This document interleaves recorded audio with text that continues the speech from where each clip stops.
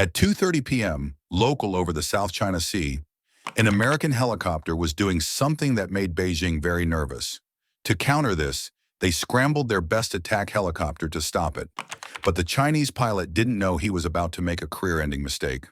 For the next 72 minutes, while trying to intimidate the most powerful navy on Earth, this pilot would accidentally teach the Americans something Beijing never wanted them to know. The Chinese Z-10 pilot had been scrambled from Xiamen 28 minutes earlier with orders that basically amounted to go scare off the Americans.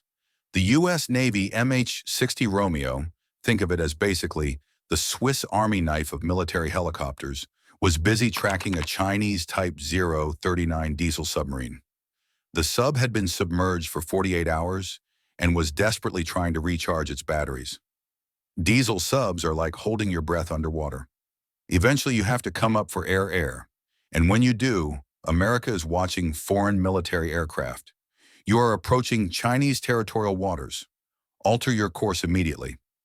The transmission crackled over the radio as the Z-10 pilot banked hard across the Romeo's nose at 500 meters. Just one problem. They were 50 nautical miles away from any Chinese territory, an international airspace where America had every legal right to be. The Romeo's 3-person crew, 2 pilots and 1 sensor operator, didn't even flinch because they knew something Beijing didn't. For the next 72 minutes, while trying to intimidate the US Navy, China was about to do something incredibly stupid. See, the Romeo wasn't just sightseeing.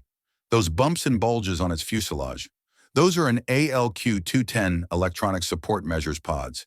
Think of them as digital vacuum cleaners sucking up every electronic emission from that Z-10. Radar frequencies, communication protocols, engine harmonics, everything was being cataloged, while the Chinese pilot thought he was being intimidating. The Z-10 you see flying around here is what happens when you order an Apache helicopter from Wish built with leftover Russian design assistance from the 1990s when Russia needed cash and China needed helicopters. Sure, it looks intimidating with its angular design, but so does a Toyota Camry with a body kit. Beijing's pilot fired 2 flares around the Romeo. This wasn't an attack. It was theater, the aviation equivalent of a chihuahua barking at a pit bull. The American crew's response. They pointed their dipping sonar directly at the submarine below. The message was crystal clear. "We still see your friend down there." The submarine, realizing it was still being tracked despite the aerial interference appearance, crash-dived in a panic. It made so much noise. Cavitation from the emergency dive, hull popping from pressure changes that sensors across the entire carrier strike group heard it. In submarine warfare, noise equals destruction. And the Chinese pilot had just punched his own submarine's ticket while trying to protect it. If this had been a real war, but Beijing pilot was about to discover something worse, much worse. At 2:48 p.m., after 18 minutes of failed intimidation, the Chinese pilot finally thought he'd achieved something. His fire control radar got a lock on the Romeo. The warbling tone in his headset meant he could finally simulate an engagement.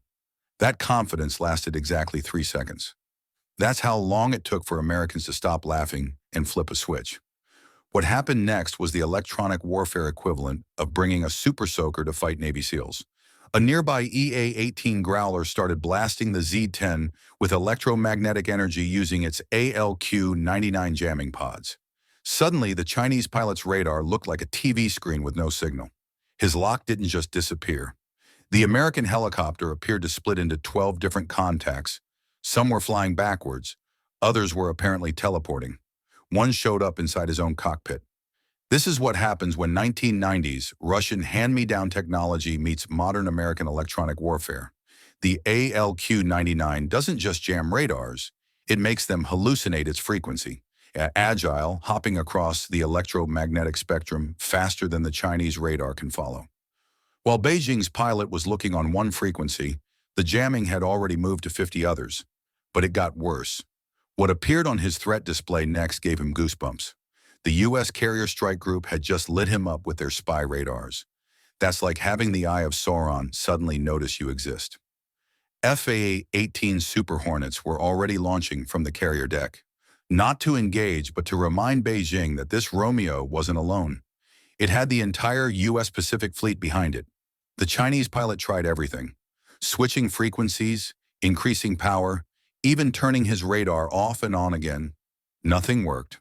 The Romeo's S electronic warfare suite operates across multiple bands, simultaneously creating what specialists call the full spectrum dominance experience, or what Chinese pilots call "oh no." Meanwhile, the American crew remained so calm they were probably discussing lunch plans.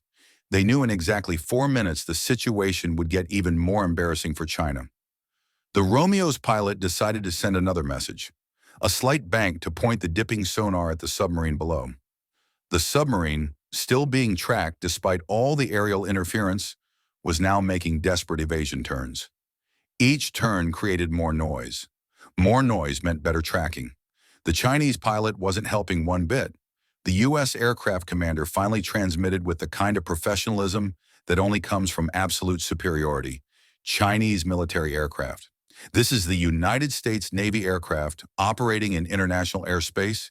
In accordance with international law, we will maintain course in altitudination. Nice try, kid. What Beijing didn't realize was that every second was intelligence gold. The amount of data being collected was staggering. Communication protocols showing their encryption was from 2003. Radar frequencies revealing they hadn't updated since buying the Russian design.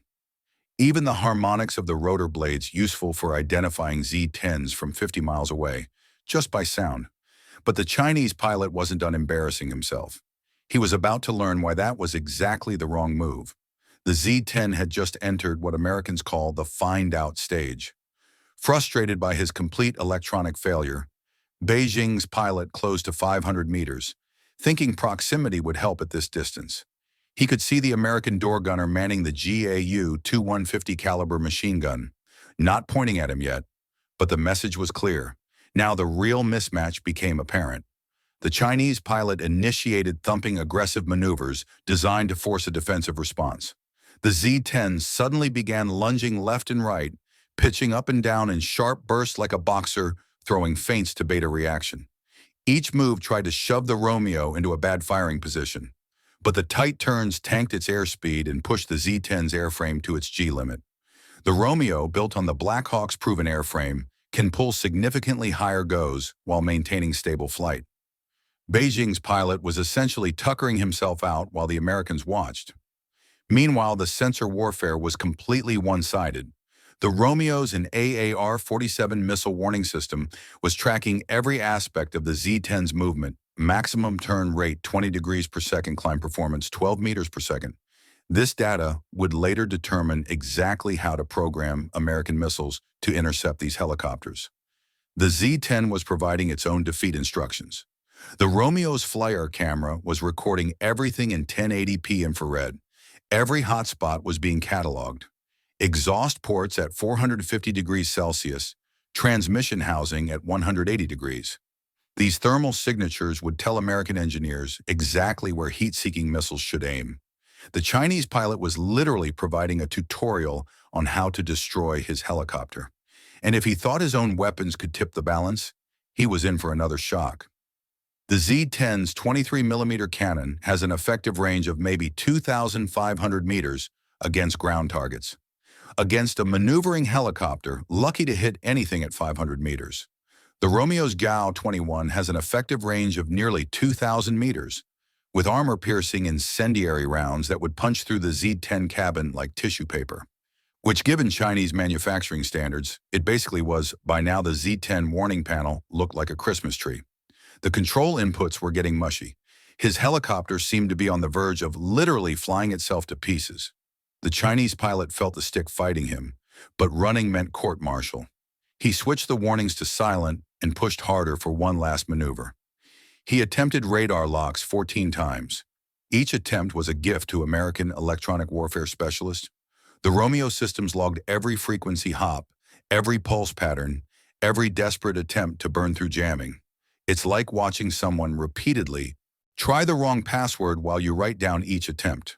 When Beijing's pilot attempted laser designation with his electro-optical system, the Romeo sensors didn't just detect it.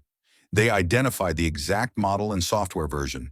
This meant America now knew how to jam not just this helicopter, but every Chinese vehicle using the same systems. One helicopter encounter just compromised an entire generation of Chinese weapons. The stress was becoming visible now. The Z-10's engines were running at 105% maximum continuous power, creating an infrared bloom